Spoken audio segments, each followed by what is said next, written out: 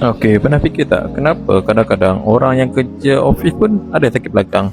Padahal kita fikir kerja dia banyak duduk je kan?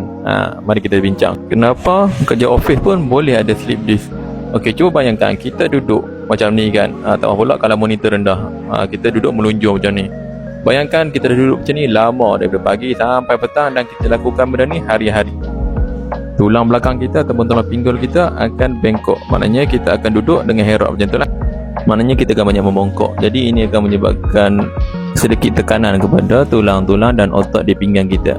Jadi benda ni kalau kita buat lama, dia akan menyebabkan mudah untuk otot-otot tu letih, cedera dan sakit. Jadi inilah antara bunga-bunga kepada boleh sakit belakang. Kalau kata kita buat benda ni hari-hari dan lama, benda ni boleh menyebabkan otot makin lemah dan boleh kecederaan menyebabkan slip disc.